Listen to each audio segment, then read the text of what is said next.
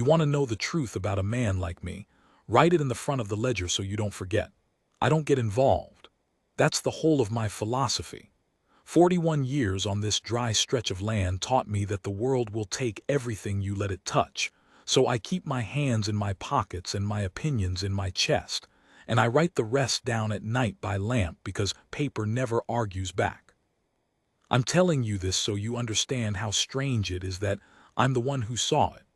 That I, of all the men who could have been standing at the Brams crossing stock pens that morning, was the one God or chance or plain bad luck put in the front row. She was already crying when I noticed her. Not the loud kind. I want to be clear about that because later folks made it into something operatic like she'd thrown herself on the bars. No. She stood at the rail with her gloved hands folded in front of her like a woman at church, and the tears just came down her face without any sound at all, the way rain comes off a roof that's given up fighting it. Her chin didn't shake. She didn't wipe them. She just let them fall and watched the cage. I followed her eyes because I'm nosy and lonely, and I told myself I came to town for grain. In the cage was the alpha. Now you've maybe never seen one penned. I hadn't, not up close, not like that.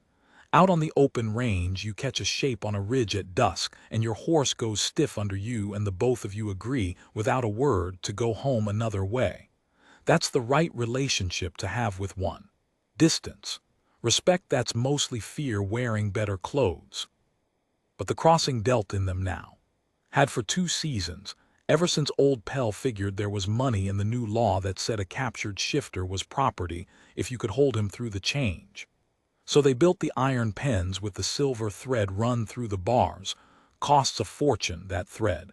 But it's the only thing that bites them in either shape. And they ran the auctions on the 3rd Tuesday, and respectable people came to watch the way they'd come watch a hanging.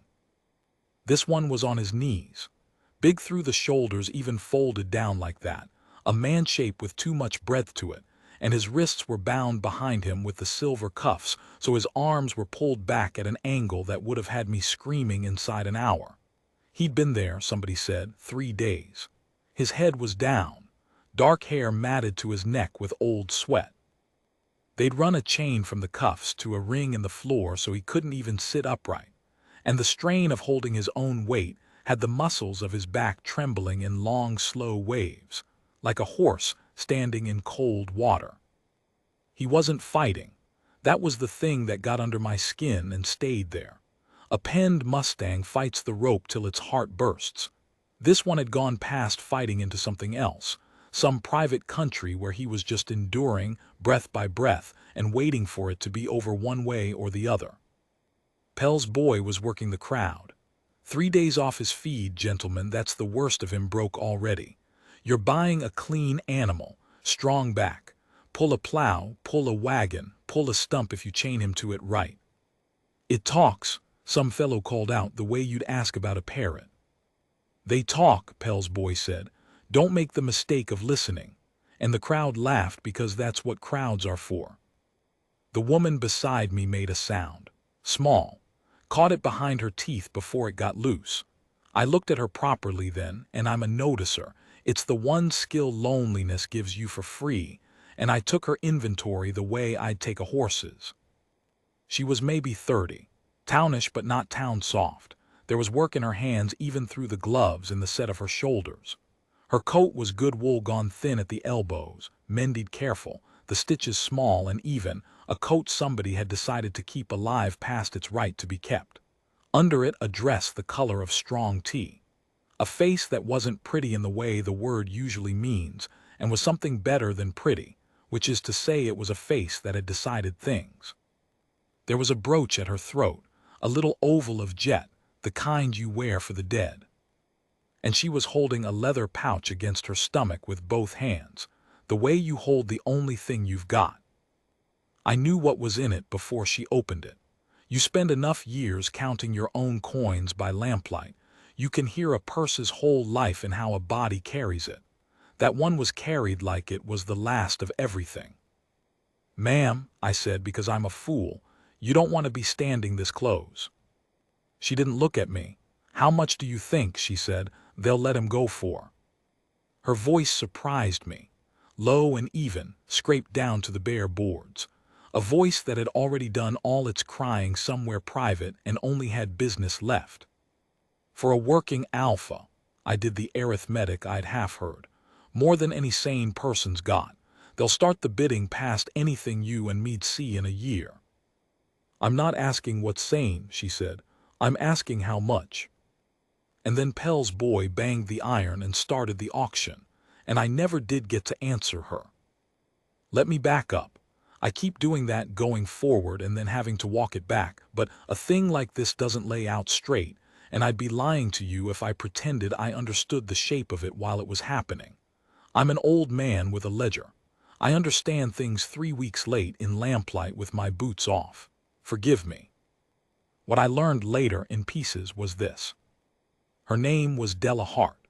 She'd come to Bram's Crossing 6 years back as a married woman, and she stood at that rail a widow, and the brooch of jet at her throat was for the husband, Tom, who'd gone into the silver mine at the head of the valley one ordinary Thursday and not come up.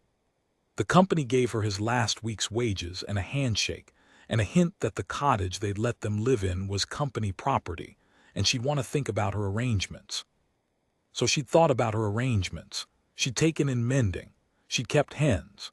She'd sold the good clock and the second pair of boots and the brass bed and slept on a cot, and she'd done it without writing home to a family that had told her, when she married a miner against their wishes, that she could come back when she'd had enough of being poor. Pride is a coat too. It also goes thin at the elbows. She just kept mending it. And the pouch against her stomach was every coin she had pulled together over 6 years of saying no to herself, saved against the one future she'd let herself believe in, which was a piece of ground of her own, somewhere up out of the valley where the air didn't taste of the mine, a place where nobody could hand her a week's wages and tell her to think about her arrangements ever again. That's what was in the pouch, a piece of the earth, the only dream she had left and the entire price of it. I'm telling you this now so that when I tell you what she did, you'll feel it the way I came to feel it.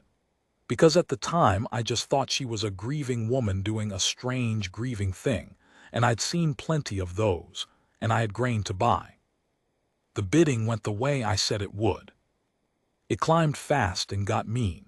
There were 2 ranchers from the flats who wanted the alpha for the work of 3 men, and a fat fellow in a town coat who I think wanted him for the halving, the way some men want a thing precisely because other men can't, and the numbers went up like a kite in a wind. Pell's boy was sweating with the joy of it. Up in the cage, the alpha never lifted his head.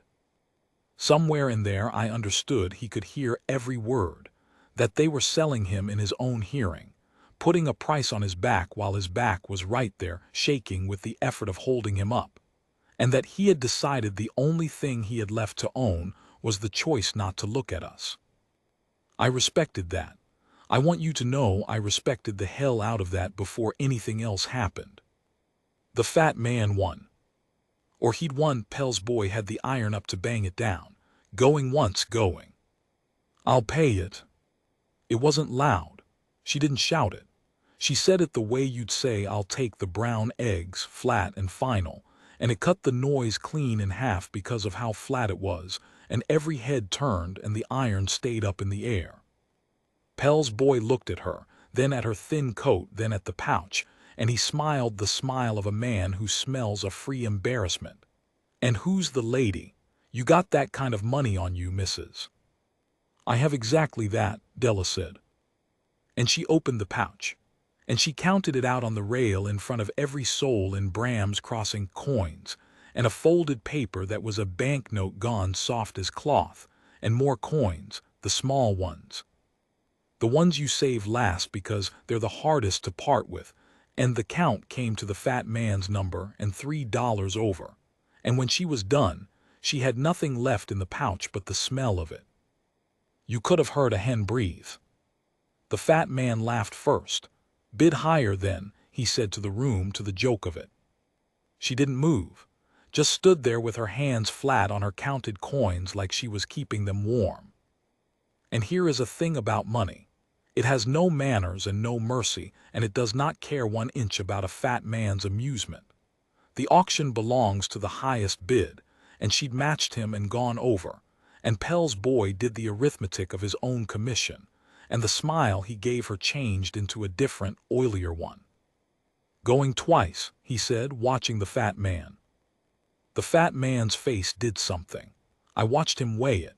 He'd wanted the halving, but he hadn't wanted it this much, hadn't wanted to be the man who outbid a widow in a thin coat in front of the whole crossing for the pleasure of breaking her.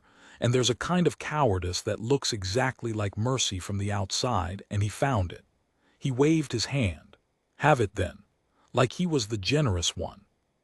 "Sold," said Pell's boy, "to the lady," and banged the iron, and the sound of it went through me like a struck bell. I looked up at the cage. The alpha had lifted his head. I'll tell you what his eyes were, and you can decide if I'm making it up. They were the eyes of a creature who had spent 3 days teaching himself not to hope, because hope was the thing that hurt worse than the cuffs, and who had just, against every lesson, hoped anyway and hated himself a little for it and couldn't stop. He looked at her like a man looks at a door that's just made a sound it shouldn't be able to make. Not gratitude yet. It was too early and too raw for gratitude. It was just attention. Terrible, total attention, the kind you can't fake and can't survive much of, and it was fixed on Della Hart, who had not yet looked at him once. She was busy. She was signing Pell's papers with a borrowed pen and a steady hand, and she was being careful not to look at the cage, and I understood that too. She'd done the thing. If she looked at him now before it was done, before the iron was off him, she might feel the size of it, and the size of it might take her knees out from under her, and she would not give Bram's crossing the satisfaction of her knees. So she signed. She blew on the ink. She handed back the pen. "The cuffs," she said, "take them off him." Pell's boy laughed. "Now, missus, you don't want them off. That's an alpha. You take silver off an alpha, you've got no alpha, you've got a." "I bought him," she said. "All of him, including whatever he is when the silver's off. Take them off." "Lady, he'll change. He'll be a—" "Then I'll have bought a wolf," she said. "It's still mine. Take the cuffs off my property, Mr. Pell, or give me my money back and I'll take him cuffs and all and have the blacksmith do it, and you can explain to this whole street why you sold a thing you wouldn't unlock." "I want to tell you," she said it brave. It wasn't brave. Brave is a man who's scared and does it anyway, and she was past scared into some flat country where there wasn't any fear left because there wasn't anything left at all, and that's worse than brave. That's just nothing left to lose wearing a woman's good coat. Pell's boy heard it. We all heard it. It's a particular sound, and once you've heard it, you don't argue with it. He took the cuffs off. He did it from outside the bars with a long iron key on a long iron rod, the coward, and he had 2 men with rifles up before the second cuff dropped, and the whole crowd took 1 step back like a tide going out. And the alpha didn't change. That was the second thing nobody could explain afterward. 3 days in silver, the moment it comes off, every story says they go straight to the wolf and straight for the throat of the nearest thing. It's why they're worth what they're worth and why they're feared what they're feared. The rifles knew it. The crowd knew it. The alpha knew it. He knelt there a moment longer with his arms free for the first time in 3 days, and you could see him want it, see the change move under his skin like weather, see the wolf in him straining at the chance. And he looked at the woman who'd emptied her whole life onto a rail for him, who was standing there with no money and no fear and one hand held flat against the bars now, not reaching in, just resting there, an offer and not a command. And he stayed a man. He chose it. I watched him choose it. He brought one freed hand up slow, every rifle tracking it, and he laid it against the inside of the bars opposite hers, palm to her palm with the iron and the silver thread between, and he bowed his head over their 2 hands like a man at the only altar he had left, and he said something. I was close enough to hear it, just barely. His voice came out wrecked from 3 days of not using it. He said, "I'll pay it back." She finally looked at him then. First time. And whatever was in her face I couldn't see because her back was to me, but I saw what it did to him to be looked at, and I had to turn away and pretend to study my own boots, because there are things a man shouldn't watch even when he's already watched too much. Now you think that's where the good part starts. Woman frees the alpha, alpha stays a man for her, palm to palm at the bars, fade out, the fiddle comes up. It's not. That's where the trouble starts, and I know it's where the trouble starts because I was the one who had to ride out and tell her so 2 days later, and I've never forgiven myself for the part of me that was glad to have the excuse to see her again. Because Bram's Crossing did not let a thing like that happen and just go home. By nightfall there were 3 different versions of it in the saloon, and by the next morning all 3 had hardened into the one that suited the town best. That the widow Hart had gone mad with grief and bought a monster, that she'd taken a killer up the valley to her empty cottage with no man and no rifle and no sense, and that it was only a matter of time. Some of them were scared for her. Most of them were scared and called it being scared for her, which is a thing towns do. And Pell, old Pell himself, not the boy, had taken her money and signed her paper, and that should have been the end of his interest. But there's a clause in the new law. I didn't know it then. Pell knew it. It says a shifter's sale can be contested within the moon if the buyer's judged unfit to hold the property, and an unfit buyer's stock reverts to the dealer, money kept, animal resold. A widow with no money, no man, and a whole town swearing she'd lost her mind. You see it. I didn't, not till later, not till I was sitting in this chair with my boots off doing the arithmetic 3 weeks late like always. Pell hadn't lost that auction. Pell had found a way to sell the same alpha twice. And up the valley, in a cottage that wasn't even hers, with a brooch of jet at her throat and not $3 to her name, Della Hart was making coffee for a man who'd told her I'll pay it back, neither of them knowing that the crossing had already started counting the days till they came to take him back, and her along with him. She'd spent her last savings to free him. She had no idea yet what that was going to cost. I want that on the record in my own hand, because the man who wrote part 1 of this for you was already half a liar, pretending he'd ridden out only to warn her, like duty was the horse he came on. It wasn't.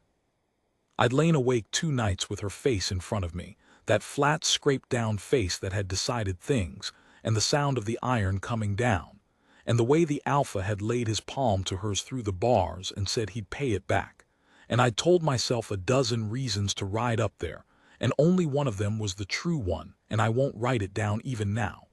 Some things a man keeps off the page, otherwise the page owns him.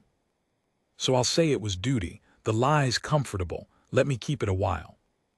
The cottage sat where the company put its dead men's families to wait, a row of them, 1 room and a lean-to each, strung along the lower valley where the mine's tailings had soured the creek so nothing grew but the gray weed. Hers was the last one. The others had emptied out as their widows gave up or married or went home, and so she lived at the end of a road of empty houses, which is a particular kind of alone that I knew something about, and the knowing of it made my chest tight as I rode the gray weed down toward her smoke. I want to tell you what I expected, so you'll understand what I found. I expected a barricade. I expected her behind a bolted door with a borrowed gun and a monster chained in the lean-to. Both of them already starting to learn they'd made a terrible bargain. The whole crossing expected that. It was the story we'd agreed on. It made us feel kindly about ourselves to imagine her regretting it. What I found was the 2 of them mending the fence. She had her sleeves rolled. He had a post over his shoulder, one of the rotted fence posts pulled clean out of the souring ground, and he carried it like it was a broom handle, and the size of him in daylight, unchained, upright, was a thing my horse and I discussed quietly between ourselves before we agreed to keep coming. He'd been 3 days starving in iron, and now there was meat back on him, and the shape of him was wrong in the way they're always wrong, too much shoulder, too much through the neck, a man shape built by something that wasn't quite working from a man's drawings. He moved like weather.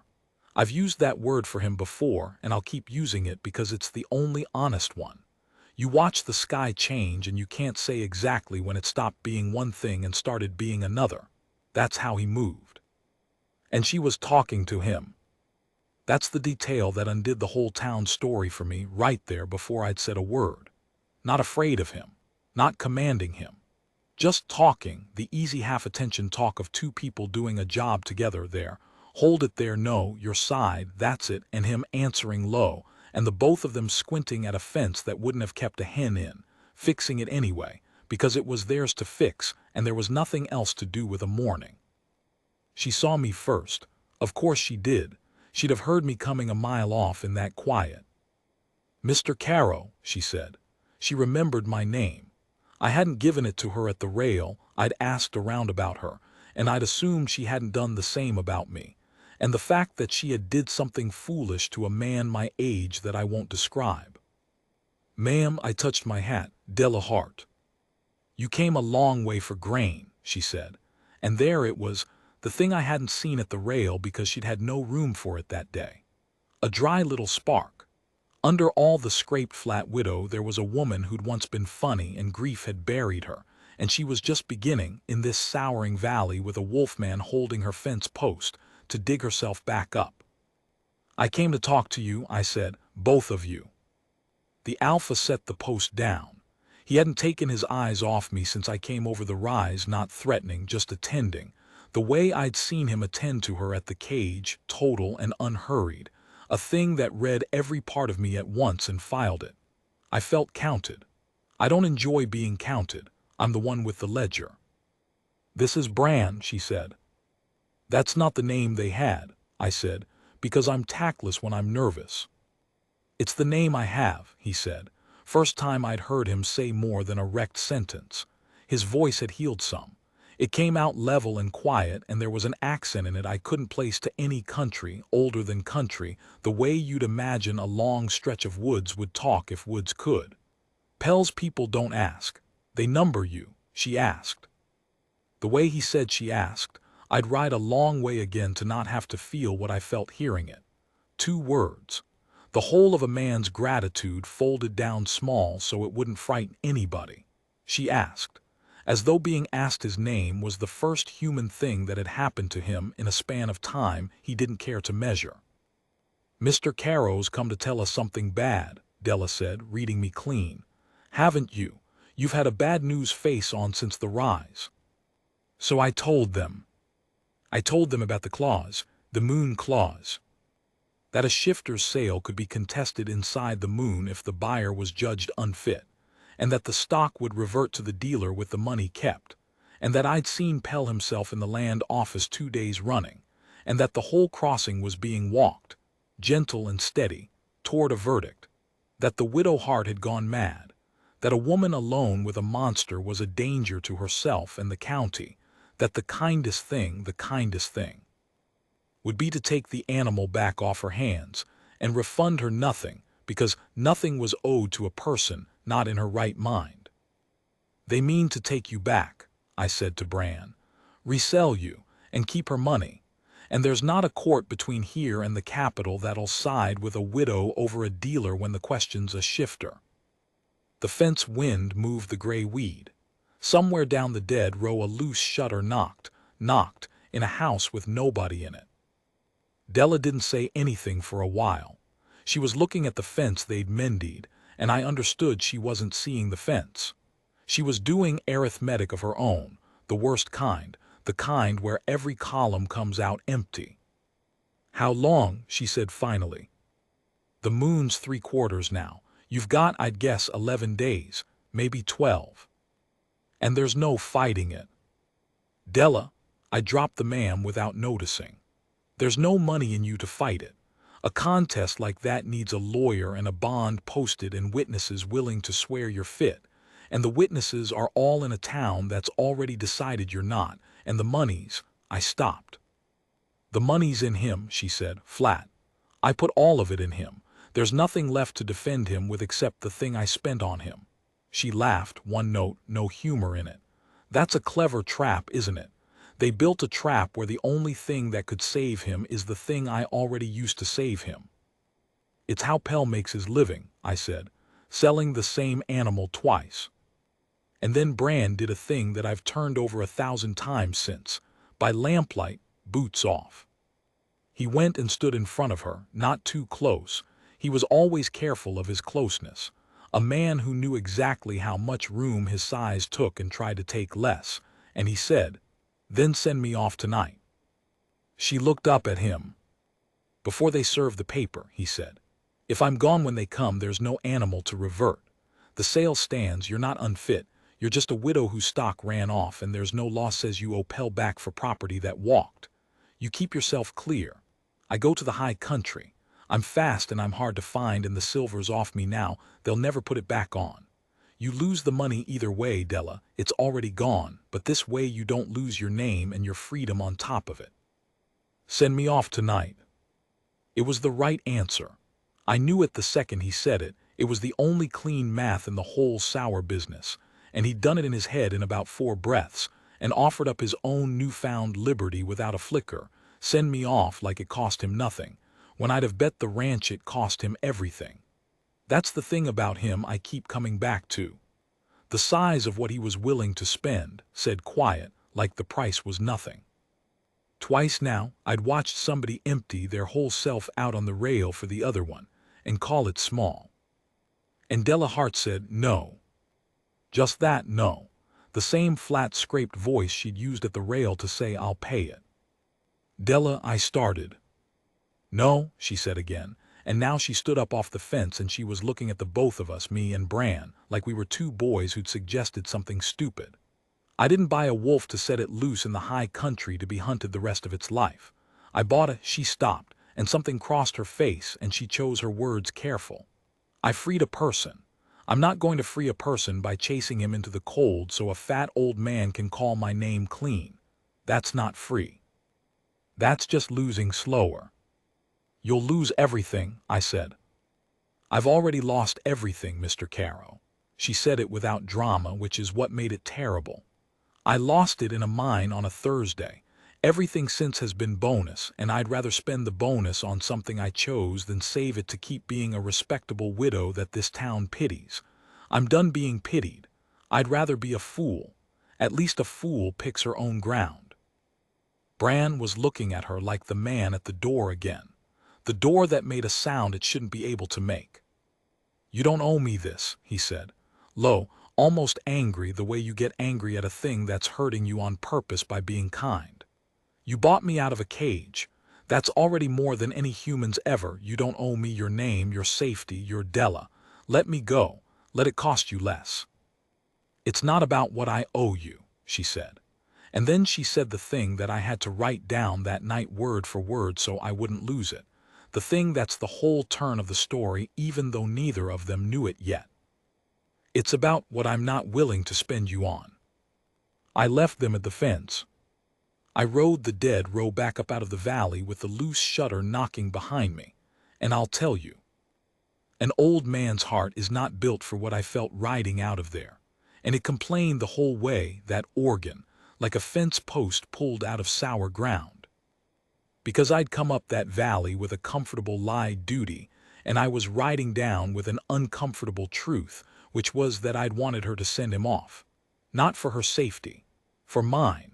Because as long as there was a monster in her lean-to, I could keep my distance and call it sense. But there wasn't a monster in her lean-to. There was a person named Bran who'd offered to vanish so she could stay clean, and a woman who'd refused to let him, and the 2 of them mending a useless fence in a poisoned valley because it was theirs. And there is nothing more dangerous to a careful, lonely, hands-in-his-pockets man than the sight of 2 people choosing each other when neither one has anything left to choose with.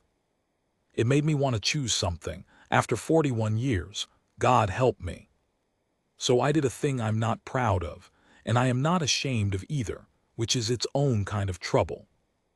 I rode to town and I went to Pell's land office, and I sat down across the desk from old Pell himself, and I said I wanted to buy a contest bond, posted in my name, for the widow Hart. Pell looked at me a long time over his spectacles. He's a soft-faced man, Pell, soft the way river mud is soft, soft so the things that go into him stay in. "Caro," he said, "didn't know you cared a thing about anybody." "I don't," I said. "I'm doing it to spite you.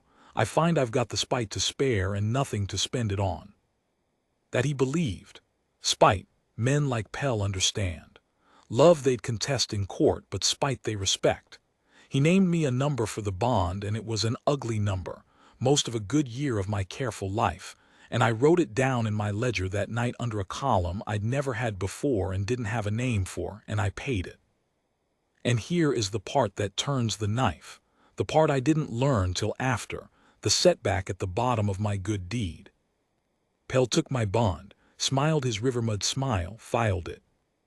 And then he told the town that the widow Hart had taken up with old Caro the rancher, that I was paying her way, that she'd gone from monster to man's kept woman, and that this right here, was the final proof she'd lost her wits and her decency both.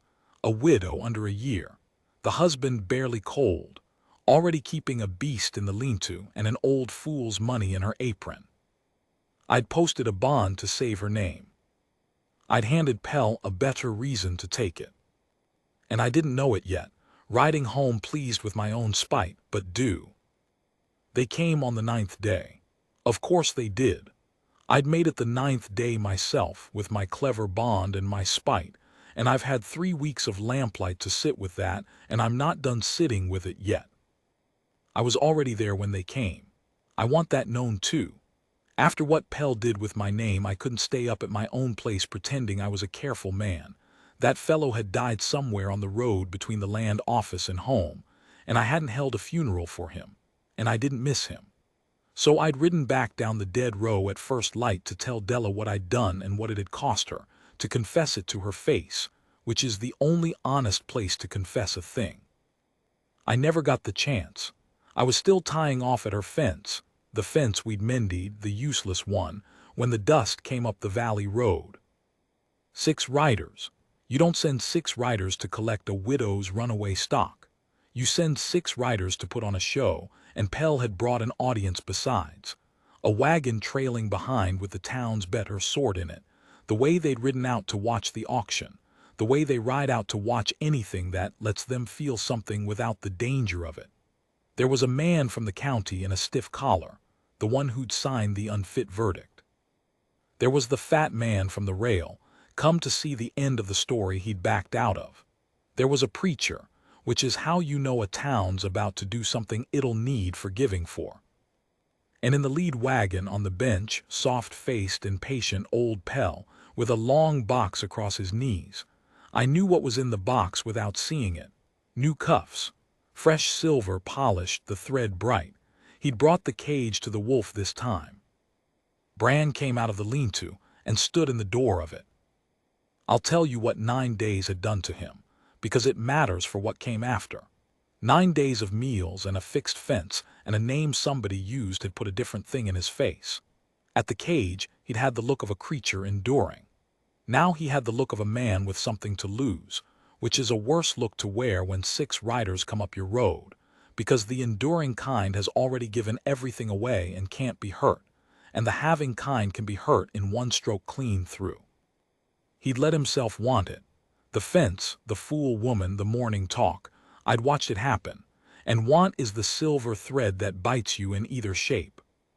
"Go inside," he said to Della, quiet, not looking at the riders, looking at her. "No," she said, the word she was made of. "Della, inside.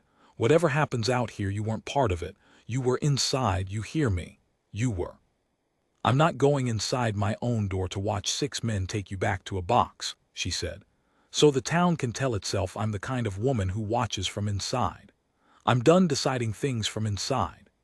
And she walked out to the fence and stood beside me, beside the both of us, between the lean-to and the road, in her thin good coat with the jet brooch at her throat, and she folded her gloved hands in front of her like a woman at church.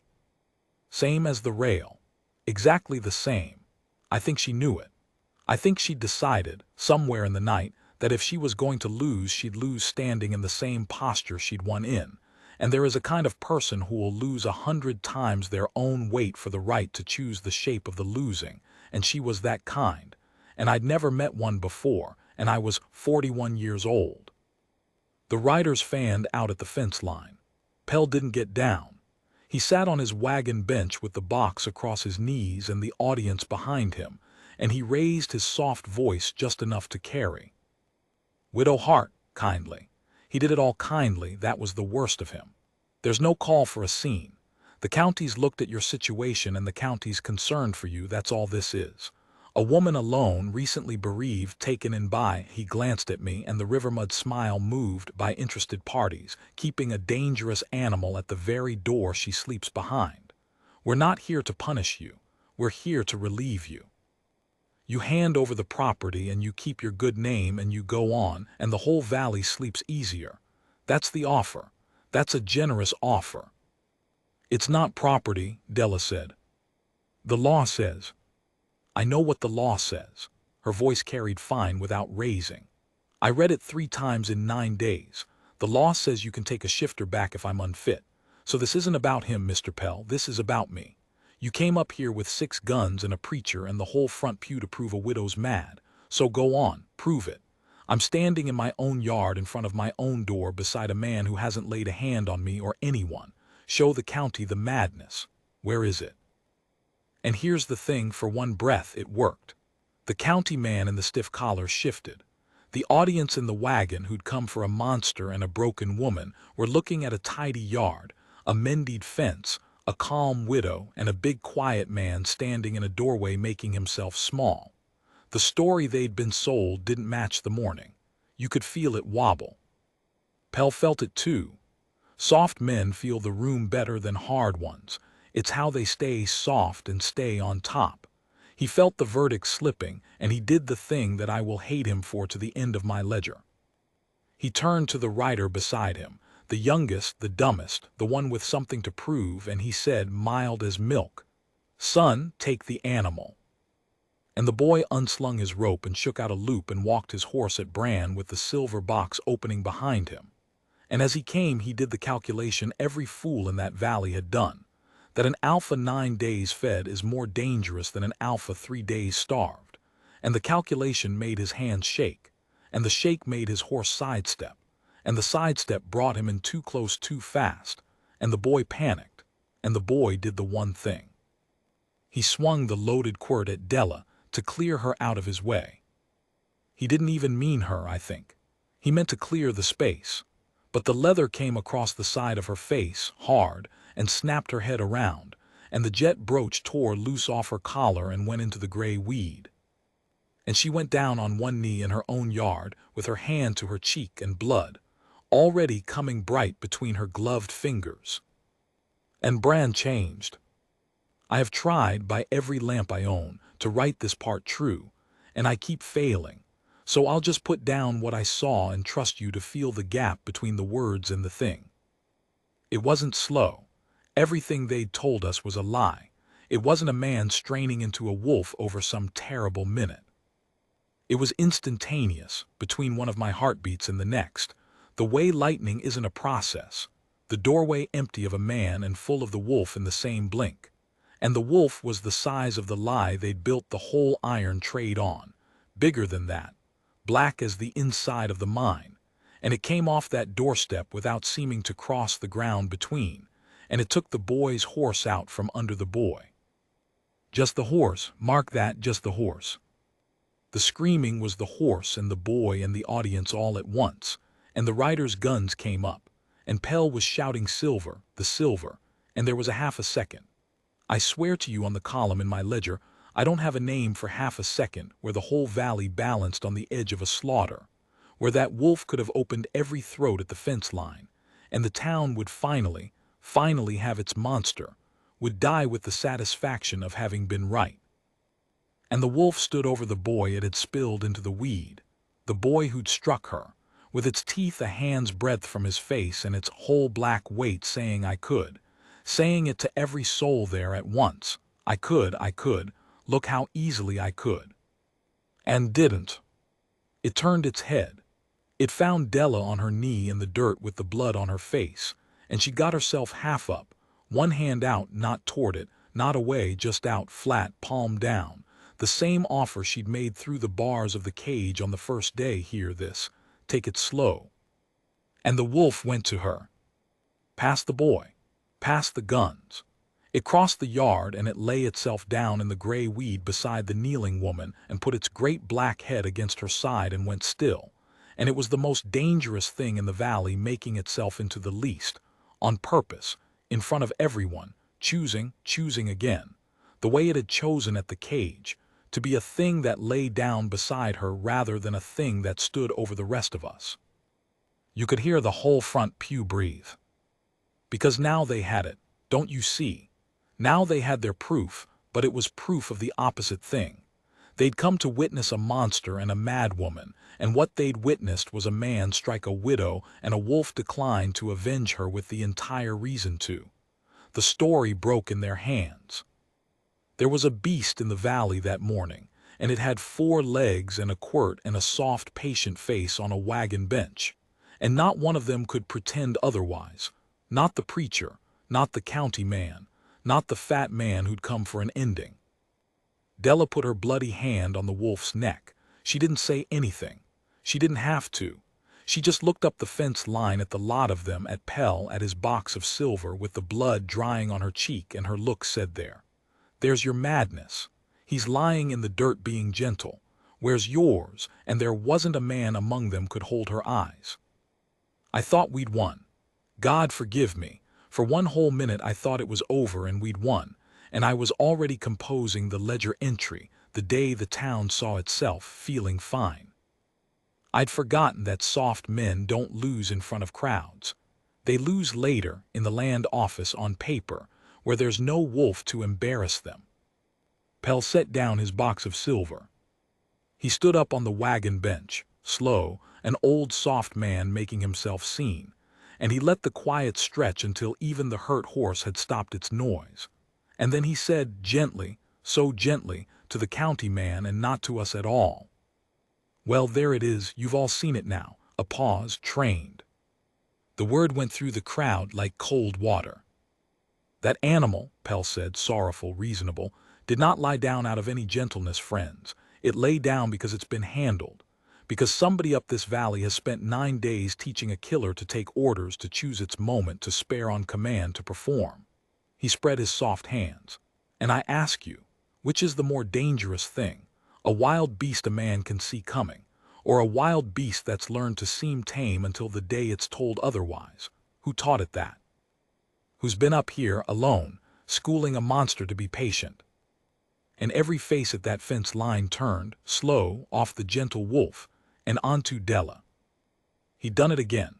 I watched him do it again, and I couldn't move fast enough to stop it.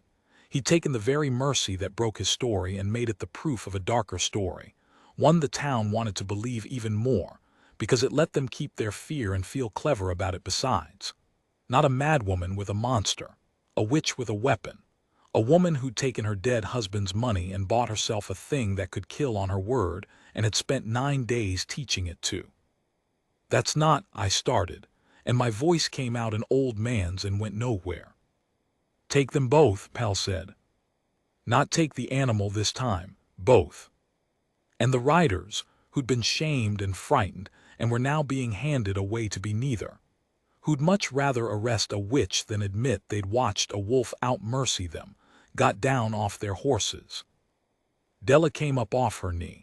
The wolf came up with her, and a sound started in its chest, low, the ground itself thinking about an opinion, and I saw her hand tighten in the black fur, not to set it on them, to hold it, to keep it from giving Pell the one thing he was missing, the one thing that would turn the whole valley back to his side. A body, she knew. Bleeding in her own yard, about to be taken.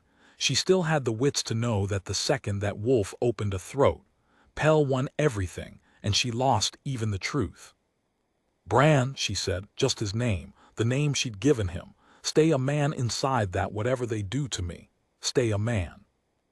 And the wolf, God, the wolf, stayed down. Let them come. Let them put the rope on it for her sake, the silver box snapping shut, choosing the cage a second time so she wouldn't have to watch it become the monster they needed it to be. And they took her by the arms, and she didn't fight that either.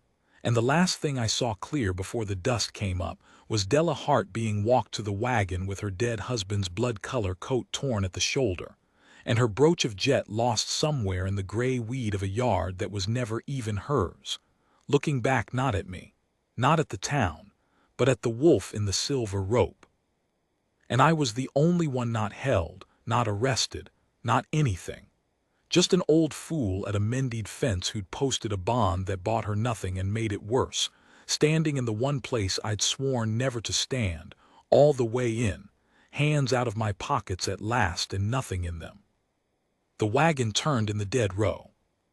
I found the brooch in the weed an hour after they'd gone. I'm looking at it now, on the desk by the lamp. I don't know yet what I did with it. That part comes tomorrow in part 4, when I tell you the worst thing and the only good thing I have ever done, and how they turned out to be the same thing. I'll tell it to you straight now, the worst thing, because I'm tired of carrying it the long way around. I'm the one who told Bran to break her heart. There, the ink's down. Sit with it the way I've had to. But let me build it for you proper, beam by beam, the way it built itself in front of me over that last black night, because if you only get the end of it you'll judge it wrong, and I find, old as I am, with the brooch on the desk and the lamp going low, that I can't bear to be judged wrong on this one thing. Vanity. The last coat to go thin. Bear with me. They put Della in the dry goods cellar under the courthouse, because Bram's Crossing had no proper cell and no proper anything, only a county man in a stiff collar passing through who'd agreed to hear the matter in the morning. Hear the matter. As if there were a matter. As if a widow with a torn coat and a cut on her cheek were a matter and not a woman. They put Bran back in the iron pen at the stockyard. The silver box had done its work. He was a man again, cuffed again, chained to the ring in the floor again, exactly as I'd first seen him. And the only difference between the first day and this one was that now I couldn't look at it like a stranger. Now I knew his name. Now I'd watched him lie down in the weed. The town went home to its suppers, pleased and frightened in the proportions it liked best. And I sat my horse on the rise above the stockyard in the dark. An old fool with a bond receipt in his pocket that had bought nothing and a jet brooch in his fist that belonged to a man who died in a mine. And I did the only kind of thinking I'm any good at, which is the slow kind, the lamplight kind, except there was no lamp. Only a thin moon 9/10 full and going to 10/10 by morning, which was the deadline, which was the joke at the bottom of all of it. Here's the arithmetic I did up there in the dark. Write it in the front of your own ledger. It cost me enough. Pell had built a perfect thing. If the wolf was gentle, she trained it and she was a witch. If the wolf was savage, she kept a monster and she was unfit. There was no shape Bran could take in that courthouse, 4 legs or 2, that didn't damn her. Every door opened onto her ruin. Pell had spent his whole soft life building rooms with no good doors and standing in them smiling, and he'd built this one special. Unless the wolf did the one thing a trained wolf, a kept wolf, a witch's weapon could never do. Leave her. If in front of the county man and the front pew and God, that animal looked at the woman who'd emptied her life to free it and turned and ran and chose the cold high country over her, savage and free and hers no longer, then there was no trained beast. There was no witch. There was only a foolish bereaved widow who'd thrown her savings away on a wild thing that took its freedom and bolted the first chance it got, the way wild things do, and a foolish widow is no crime. A foolish widow is just sad, and the worst they could do to sad is pity it, and pity she could survive. She'd survived it before. The only door out of Pell's room was the one where Bran broke her heart in public and ran. And the only one who could open that door was Bran, and he would never, ever choose it. I knew that the way I knew my own hands. He'd choose the cage 100 times before he'd choose to hurt her once. I'd watched him do it that very afternoon. He would stand in that courthouse and let them call her a witch, and let them hang the word on her and burn her with it before he'd turn his back on her in front of strangers, because he loved her. There, that word too, I'll put it down. He loved her with the whole flat-out totality of a thing that doesn't have a human's practice at hiding it. So somebody had to tell him to do the worst thing. Somebody had to go into that pen in the dark and convince a man to break the one heart he'd give his life to keep whole, because breaking it was the only way to save it. Somebody had to be cold enough to do the cruelest possible kindness. And I'd spent 41 years being cold. Turns out I'd been in training the whole time and never knew what for. The night watchman at the yard was Del Tovey, and Del Tovey owed me for a horse and drank besides, and a bottle and a quiet word bought me an hour and his back turned. I'm not proud of that part either. I'm done being proud of anything. I went in. Bran heard me before I'd cleared the gate. They always do. His head came up off his chest, and in the thin moon through the bars I saw his face do the door thing, the hope against the lesson thing, and then watched it fall when he saw it was only me. Only the old fool, not her. She's alive, I said first, because I'm not a complete brute. She's under the courthouse. She's all right. The cut's not deep. The breath went out of him. He shut his eyes. Tell her, he started and stopped, because there wasn't a tell her that fit through iron bars in the dark. I crouched down outside the silver thread where I could talk low, and I told him the arithmetic, the whole black perfect thing, every door and how it opened onto her ruin. He followed it. He was quick, quicker than me. He'd probably done half of it already in the long afternoon. And I watched him arrive at the same place I had, the one door, the leaving door, and I watched him understand it, and I watched him refuse it in the same instant. The refusal coming up out of him like the change had, immediate, total. No, he said, her word. He'd caught it off her like a fever. It's the only. I won't. His chains pulled tight. I heard them grind on the ring. You don't know what you're asking. You want me to stand in front of all of them and leave her. After do you have any idea what she spent? She spent the ground, Caro, the whole dream of the ground. She had one thing left she wanted in this world, and she put it on a rail for a stranger in a cage, and you want me to repay that by turning my back on her in front of the town that's already breaking her. I'd sooner, his voice cracked clean across, I'd sooner go back in the box. Resell me. I'll go quiet. Just don't ask me to make her watch me choose anything over her. She's had a whole life of people choosing other things over her. I won't be one more. And that, right there, was the moment I had to be the worst thing I have ever been. Because he was right. Everything he said was right and good, and I agreed with all of it. And I had to take it and turn it inside out and use it against him, the way Pell turned the mercy into the witch. And the only difference between me and Pell was the direction I was aiming it. And I am still not sure, by this low lamp, that direction is enough to make me a different kind of man. You're already choosing something over her, I said. He went still. Right now, this minute, you're choosing your own heart over her life. You'd rather keep faith with her, keep the clean record, never hurt her, go back in the box loving her true, than do the one ugly thing that gets her out from under Pell. You'd rather be good than be useful. That's a choice, Bran. That's you putting how you'll feel about yourself above what happens to her body in that courthouse tomorrow. And she's the one who'll pay for your clean conscience. They don't hang wolves in this county. They hang witches. I watched it land. I watched it go into him like the silver, biting in both shapes. You said you'd pay it back, I said, quieter, hatting my own mouth. At the cage, first thing you ever said to her, I'll pay it back. Well, here's the bill, son. It's the whole of it all at once, and it costs exactly the thing you least want to spend, which is how you know it's the real price and not a smaller one you'd rather pay. She spent her ground on you. You can spend your heart on her. That's the trade. That's the only trade on the table. Turn your back on her in the morning so hard and so cold that not one soul in that room can ever again believe she had any hold on you, and she walks out a sad, foolish widow instead of a hanged witch. That's what your freedom buys if you spend it right. Her. Not you and her. Just her. Free and alone and alive.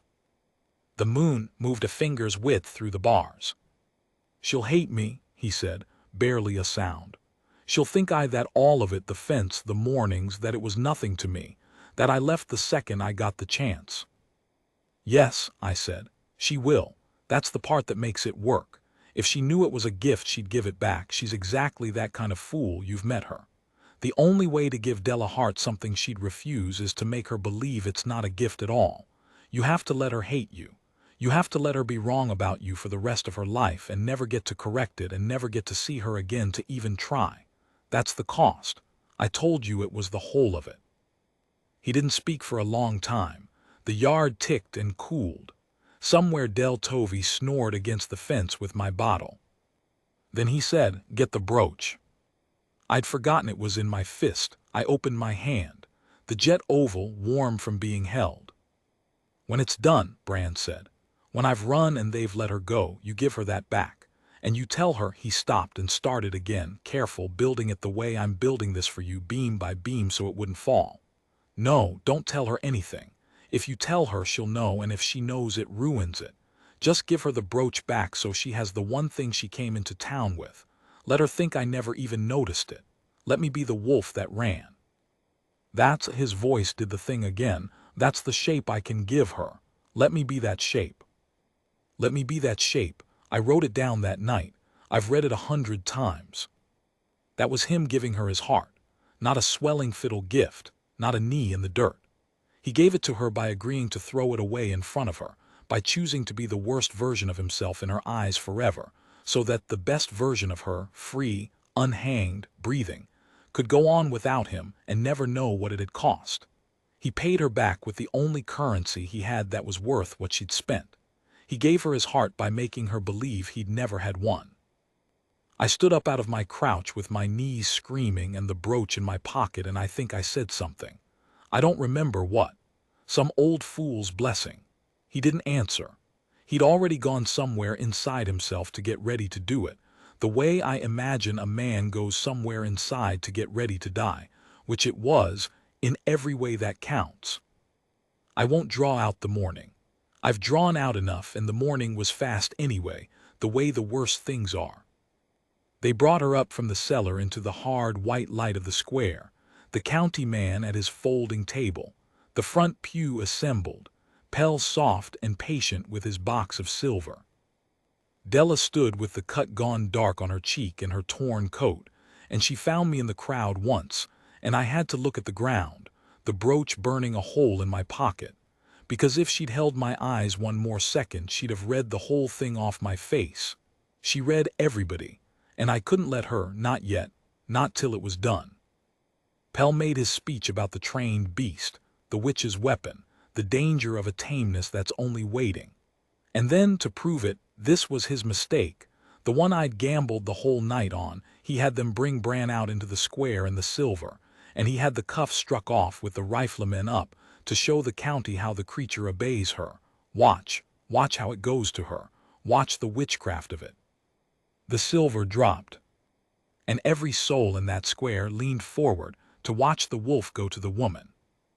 Bran changed. Fast as lightning, same as before, the black wolf where the man had been. And it turned its head and it found Della. She was already reaching. God help her.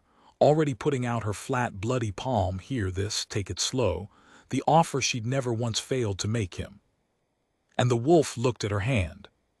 And looked at her face. And I will go to my grave swearing there was a half a second where it nearly couldn't, where the whole sacrifice nearly broke on the rock of how much it wanted to cross that square and lie down in the dirt beside her one more time. And then the wolf turned away from her. It turned away from her outstretched hand in front of the entire town. It gathered itself, and it ran not at anyone, not for any throat, just away. A black streak going through the gap between the rifles before they'd even thought to fire, out of the square, up the road, into the high country, gone, choosing the cold and the wild and the alone over the woman who'd spent her ground to free it, exactly as a wild thing chooses, exactly as no trained thing ever could. The silence in that square. I watched it work. I watched Pell's perfect room collapse, because there's no witchcraft you can name in a wolf that leaves, no weapon in a thing that takes its freedom and bolts. The county man closed his book. There was nothing to hear. A foolish widow had bought a wild animal and the wild animal had run. Sad, just sad. They'd come for a hanging, and they got a woman standing alone in a square with her hand still out toward an empty road. And there's no satisfaction in that for a crowd. No satisfaction at all, and they hate you a little for not giving them the show, and that hatred is survivable. Pity is survivable. She brought her hand down slow. She didn't cry. I'd half expected her to break, and she didn't. She'd done all her crying years ago at a mine. She'd told me as much. She just lowered her hand and looked at the empty road where he'd gone, and her face did the thing I'd warned him it would do. It closed. It decided something. It filed Bran away under the long, terrible heading of people who chose other things over me, right there next to wherever she kept the family that told her she could come back when she'd had enough of being poor. I'd done that. I'd put him in that file, the worst thing. And she was free. The only good thing, the same thing. I told you they'd turn out to be one. The county man dismissed it all. Pell got nothing, not her, not the wolf, not a verdict, and a square full of witnesses who'd watched his story fall apart, which in a town is its own slow kind of ruin. Soft men need the room on their side, and he'd lost the room. I heard he sold the stockyard within the year and moved on to a county that hadn't watched a wolf out-mercy it. Good. I hoped the gray weed grew over the pens. I caught up with Della at the edge of the square as the crowd thinned. She was alone, of course. She was always going to be alone. I'd made sure of it. That was the shape I'd helped cut. I gave her the brooch. "Found it in your yard," I said. "After thought you'd want it back." She took it, turned it over in her fingers, the jet oval, the dead man it stood for. And she looked at it a long moment, and then she pinned it back at her torn collar, careful, the stitches of the whole gesture small and even, a thing somebody had decided to keep alive past its right to be kept. "Thank you, Mr. Caro," she said. And then, with the cut dark on her cheek and the empty road behind her and not a coin or a wolf or a piece of ground to her name, "You were right. I was a fool. I bought a wild thing and it ran. A breath." The dry little spark, almost grief, had buried it again, and she was digging, even now, even there, she was already digging it back up. Well, at least the fool picked her own ground. I didn't tell her. I want you to understand that I had it right there. The whole truth, behind my teeth. He didn't run, he was sent. I sent him. He loved you so much he agreed to let you hate him forever. The brooch was his idea, the leaving was a gift. You were never a fool. You were the only person in this whole rotten valley who got the arithmetic right. You spent your savings on a person, and the person paid you back with the one thing that cost him everything. I had all of it, and Bran had told me not to. And he was right, and I am a coward who calls his cowardice keeping a promise, and I said none of it. I touched my hat. I let her be wrong about him for the rest of her life, the way he'd asked. She bought a parcel up out of the valley 2 years later. I made sure the bond money found its way back to her by a route that didn't have my name on it, the one honest thing I managed, and she kept hens and took in mending and grew old, I'm told, ordinary and alone and free, and never knew. That's the story. She used her last savings to free the alpha, and he gave her his heart, and the way he gave it to her was by making her believe he never had one. There's no fiddle for that. I've looked. I still keep the ledger.